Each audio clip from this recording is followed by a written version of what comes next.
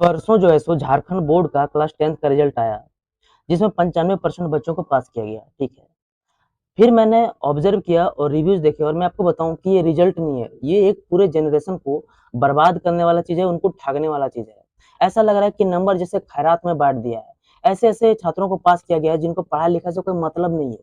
ऐसे-ऐसे लड़के जो लैंड को पढ़ते हैं, सिक्स को सेक्स बोलते हैं, कंडेम को कंडोम बोलते हैं, इंग्लिश का पहला चैप्टर का नाम नहीं पता, हिंदी का कोई पोएम याद नहीं है, मैथ में कोई फ़ॉर्मूला याद नहीं है, साइंस का किताब कभी घूर के भी नहीं देखा।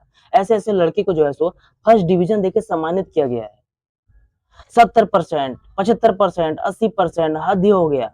ये देख के तो मैं जैक से एक ही सवाल करना चाहूँगा कि ये क्या तमाशा लगा रखा है तूने? ये तस्वीरें दिखाकर क्या साबित करना चाहता है तू? क्या साबित करना चाहता है तू? और मैं फिर कहना चाहूँगा जैक से कि ये एग्ज़ाम-उग्ज़ाम लेने का झंझट छोड़ ही दीजिए, कोई फ़ायदा नहीं है, इससे कुछ डिसाइड नहीं हो पा रहा है। इससे अच्छा है कि पहला दूसरे की तरह जो है सो स्कूल में ही एग्ज़ाम होगा, यहीं मास्टर साहब नंबर दे देंगे, बच्चे पास हो जाएँगे। बच्चे झूठ-मूठ के रजिस्ट्रेशन फीस के नाम पर, सेंटर में आने-जाने के नाम पर पैसा फूँक रहे हैं। तो ये जो है सिर्फ़ बच्चों को गुमराह करने वाला चीज़ है, इससे उनका भला होने वाला है नहीं। इससे टॉपर कौन है ये तो पता चल जा रहा है, लेकिन कमज़ोर कौन है यही पता नहीं चल रहा है। सब फर्स्ट कर लिए हैं। और मैं आपको बताऊँ कि it is not about the कि बच्चे क्यों पास हुए, सवाल ये है कि फिर रेपुटेशन क्या रह गया? एजुकेशन का मतलब क्या रह गया है? कहते हैं कि एजुकेशन जो है सो इंसान को निखारता है, मेंटली डेवलप करता है। ये किस तरह का निखार है? जहाँ पर आता-जाता कुछ है ही नहीं, लेकिन जो है सो नंबर कचार के आया हुआ है। जो पढ़ रहे हैं वो तो नंबर ला ही रहे हैं, लेकिन जो नहीं पढ़ रहे हैं उससे ज़्यादा नंबर ला रहे हैं। मेरा जो है सो एजुकेशन से भरोसा उठ गया। मैं आपको बताऊँ कि मुझे लग रहा था कि एजुकेशन सिस्टम धीरे-धीरे खुद में सुधार लाएगा, लेकिन ये धीरे-धीरे और भी घटिया होते जा रहा है। और जितने भी लड़के 10th से पास हो गए हैं, उनके लिए मेरा ये सजेशन होगा कि देखो यार, जैक को तुम्हारा रियलिटी नहीं पता है, लेकिन तुमको तो अपना रियलिटी पता है। इसलिए आगे कोई भी स्ट्रीम या फील्ड लेने से पहले अपना कैपेसिटी और इंटरेस्ट ज़रूर देख लेना।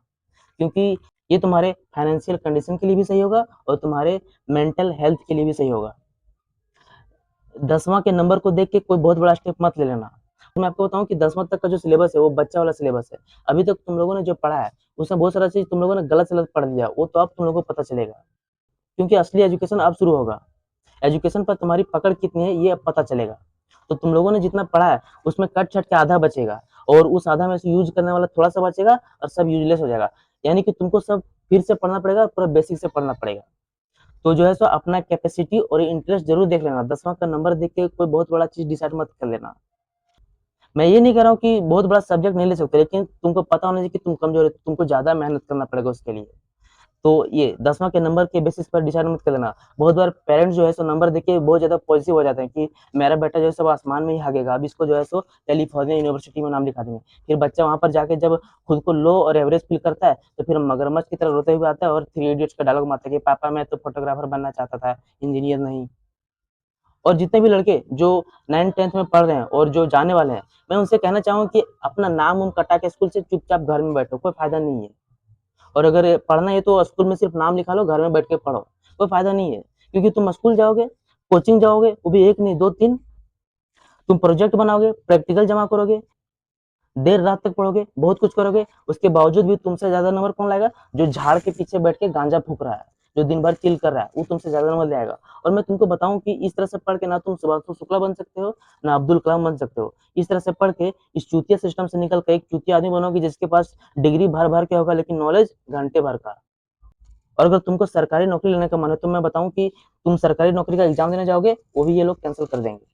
इसलिए क्या है कि इधर पैसा इन्वेस्ट करने से अच्छा कि अभी से कोई काम-धंधा करना शुरू कर दो, कोई कोर्स करना शुरू कर दो, ताकि जब तक तुम्हारा दोस्त नौकरी लेगा, तो तब तक तुम किसी काम में माहिर हो जाओगे और उससे ज़्यादा पैसे कमाओगे। क्योंकि पढ़ लिख कर अल्टीमेटली जो गोल होता है, वो होता है पैसा कमाना।